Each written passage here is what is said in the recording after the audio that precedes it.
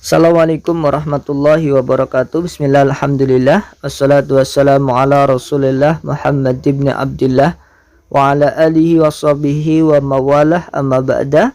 Alhamdulillah teman-teman semua, pada kesempatan kali ini kita akan mempelajari bersama kitab Jurmiyah, lanjutkan pembahasan sampai di bab khobar. Nah, nanti di bab khobar ini kita perlu tahu definisinya dan juga macam-macamnya. Kita langsung saja, bismillahirrahmanirrahim. Definisi khobar menurut ulama ahli nahwu adalah al-ismu al-marfu'u al-musnadu ilaihi, yaitu isim yang di-i'rab rafa, yang disandarkan kepada mubtada dan menjadi penyempurna mubtada. Jadi pelengkap ya. Kalau ada mubtada ya ada khobar. Nah, begitu namanya pelengkap. Atau dia penyempurna. Kalau hanya mubtada saja tidak ada khobar, maka tidak akan sempurna kalam itu. Tidak akan berfaedah, tidak akan menjadi kalam yang baik begitu ya.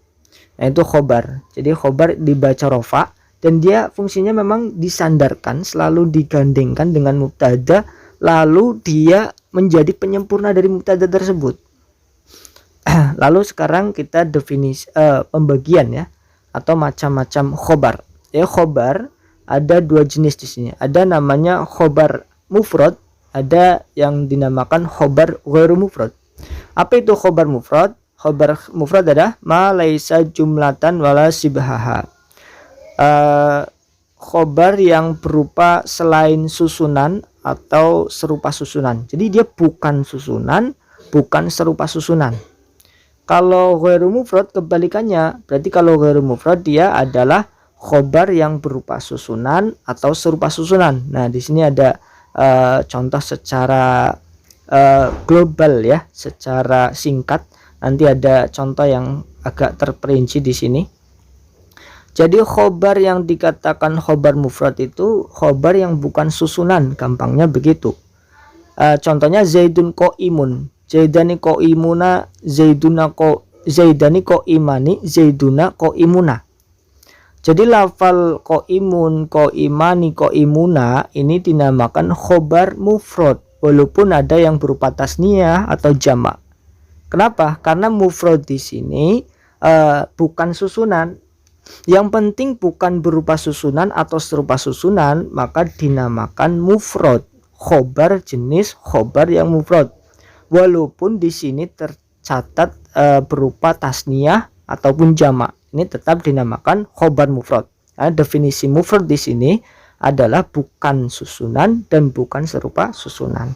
Nah, itu khobar yang jenis pertama. Khobar yang jenis kedua adalah khobar yang ghairu mufrad, berupa susunan dan serupa susunan. Nah, di sini ada jumlah namanya.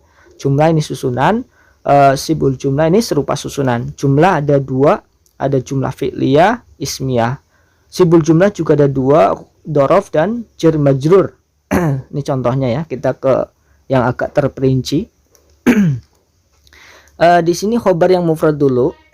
Khobar mufrad ya, hampir mirip dengan di mubtada ya. Ada yang mufrad mudzakar, ada yang muannas. 1 2 3 muannas 1 2 3. Seperti qaimun, zaid, qaimani, zaid, qaimuna. Ini khobar yang berupa tasniyah, berupa jamak. Ini tetap tergolong ke dalam khobar yang mufrad. Karena definisi mufrad di sini adalah selain susunan dan selain serupa susunan. Nah, sekarang kita menuju ke khobar yang jenis ghairu mufrad atau yang serupa susunan. Susunan dan serupa susunan. Ini jumlah itu susunan ya. Sibul jumlah itu serupa susunan. Kadang khobar itu berupa susunan. Nah, susunan ada kalanya susunan fi'liyah, susunan ismiyah. Kalau susunan fi'liyah berarti susunan fi'il dan fa'il. Kalau susunan ismiyah berarti susunan mubtada dan khobar. Contoh, khobar yang berupa susunan fi'liyah, berupa susunan fi'il dan fa'il, zaidun qoma abuhu.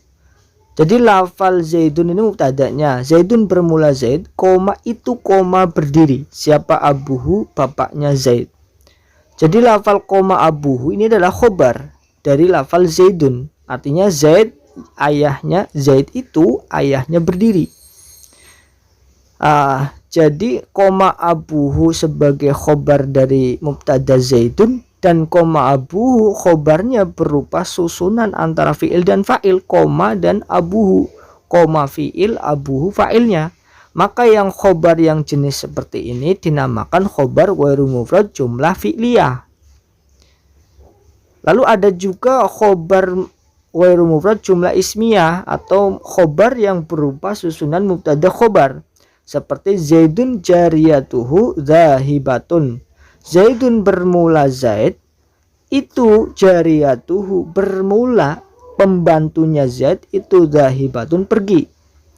Jadi jariyatuhu zahibatun ini adalah sebuah khobar dari lafal Zaid, yang artinya Zaid itu pembantunya pergi, pembantunya Zaid pergi. Jadi jariyatuhu khobar yang berupa susunan mubtada khobar. Nah, khobar yang seperti ini dinamakan khobar ghairu mufrad jumlah ismiyah. Nah, tapi ini ya kadang terlaku, kadang tidak. Di kitab-kitab kecil belum terlalu terlaku. Mungkin biasa yang nanti di kitab-kitab kecil masih banyak terdapat khobar yang mufrad ya. Kalau yang mufrad masih jarang ya. Kalau yang sibul jumlah ini mungkin ada beberapa ya. Khobar ghairu mufrad yang sibul jumlah atau yang serupa susunan ini ada kalanya berupa susunan dorof, bisa berupa susunan jar majrur. Contoh khobar berupa dorof. Zaidun indaka, Zaidun bermula Zaid, itu indaka di sampingmu. Nah, indaka ini sebagai khobar dari mubtada Zaid. Khobarnya berupa susunan dorof. Serupa susunan dinamakannya. Berupa dorof maka dinamakan khobar ghairu mufrad sibul jumlah dorof ya. Lalu ada juga kalanya khobar berupa jar majrur. Zaidun fiddari contohnya. Zaid bermula Zaid, itu fiddari di dalam rumah. Nah, kalau ada susunan seperti ini khobarnya berupa fiddari, ini kurang fi ya. Fiddari, Zaidun fiddari. Zaidun bermula Zaid, itu fiddari di dalam rumah. Jadi fiddari ini susunan jar majrur. Kalau ada khobar berupa susunan jar majrur seperti ini, maka dinamakan khobar yang berjenis ghairu mufrad sibul jumlah jar majrur. Nah, itu demikian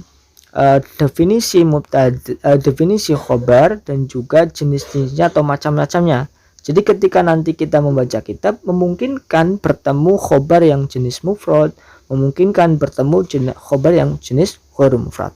Untuk menghafal kita perlu baca pertanyaan dan jawabannya. Apa itu definisi khobar? Wa al-ismu al-marfu al-musnadu ilaih. Artinya, isim yang dirobirofa yang disandarkan dan menjadi penyempurna bagi mubtada. Ada berapa macam khobar? Ada dua. Sebutkan khobar mufrad dan khobar ghairu mufrad.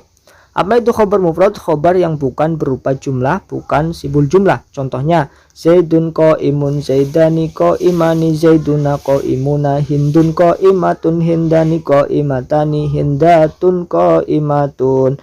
Mana khobar mufradnya? Yaitu qaimun, qaimani, qaimuna, qaimatun, qaimatani, qaimatun. Apa itu khobar ghairu mufrad? Khobar yang berupa jumlah atau sibul jumlah, susunan atau serupa susunan. Ada berapa macam khobar ghairu mufrad? Ada dua. Sebutkan khobar jumlah dan khobar sibul jumlah maksudnya. Apa yang dimaksud jumlah? Khobar yang berupa susunan. Ada berapa khobar jumlah? Nah, ini sebenarnya penelitian selanjutnya ya. Saya ulangi, apa yang dimaksud khobar jumlah? Khobar yang berupa susunan. Lalu pertanyaan selanjutnya, ada berapa khobar jumlah? Ada dua. Sebutkan khobar jumlah fi'liyah dan khobar jumlah ismiyah. Apa yang dimaksud khobar jumlah fi'liyah? Yaitu khobar yang berupa susunan fi'il dan fa'il. Contohnya, Zaidun koma abuhu. Mana khobarnya? Koma abuhu. Apa yang dimaksud khobar jumlah ismiyah? Yaitu khobar yang berupa susunan mubtada khobar.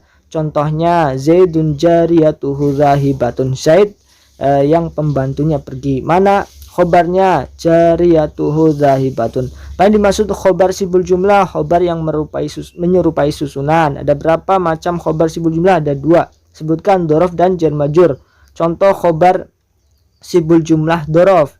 Zaidun indaka, Zaid di sampingmu. Mana khobarnya indaka? Contoh khobar sibul jumlah jar majrur, Zaidun fid dari, Zaid di dalam rumah. Mana khobarnya? Zaidun fid dari.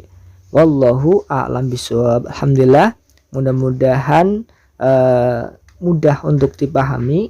Karena ini kitab nahwu dasar, jadi kita perlu tahu dasar-dasarnya dulu, yang sebenarnya nanti akan ada sedikit pengecualian, tapi nanti kita pelajari ketika selesai mempelajari kitab yang dasar. Nah, kita akan sulit untuk mempelajari lebih dalam kalau dasarnya itu belum kita kuasai. Oke, mungkin itu dulu pembahasan kita. Kita sambung di video yang selanjutnya, di kesempatan yang selanjutnya. Terima kasih atas perhatiannya. Wallahu a'lam bishawab. Assalamualaikum warahmatullahi wabarakatuh.